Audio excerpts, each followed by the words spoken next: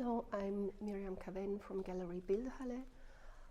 We have been taking part in Photo Basel, I think now for 7 or 8 years from the very, very beginning. I'm coming back every year and I'm very happy to be here again.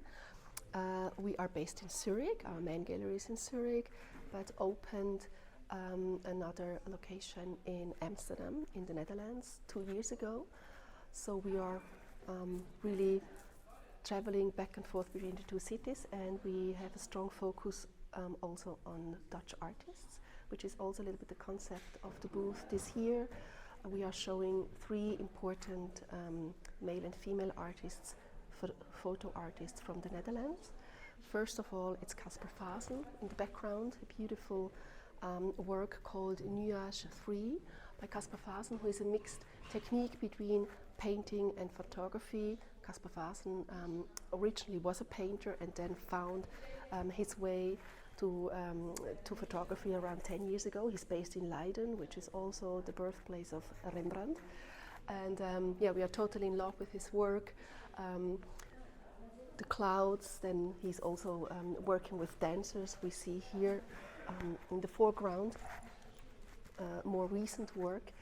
He's shooting through a glass, so the dancers, the objects, the still lifes are placed behind the glass, a milky acrylic glass, and he's also enhancing and adding painting from the back to the photographic print, which is also printed on the back of an acrylic glass. And then what you see, which is super fascinating, and many clients, visitors are very intrigued by this unique technique of craquelé, which also comes from the history of painting. 2 different kinds of varnishes applied to the surface of the acrylic glass that they crack and then are by the artist filled with paint, like an additional surface and a net of time onto the work, like a different layer linked to history, to time, to aging, etc. We also have Ilona Langbroek here at the booth on this side, and Paul Cupido. They are both probably, I'm standing in the corner. Ilona Langbroek, also from Amsterdam. She had Indonesian grandmother.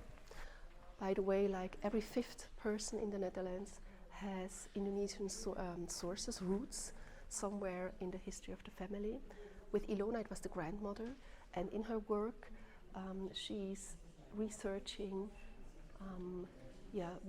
in a way about the life of her grandmother. How did it feel in 1945 to be forced to escape your country, because she was married to a Dutch soldier, and in 1945 when Indonesia became independent, they were forced as a mixed marriage to leave the country. So she arrived in the Netherlands in winter in a totally completely different culture, climate, and of course it was a generation who never talked about that, who was in a way isolated in this situation, and also didn't talk to the family or to friends about this trauma of exile in a way.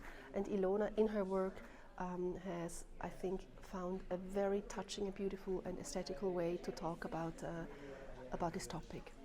And then in the back, Paul Cupido.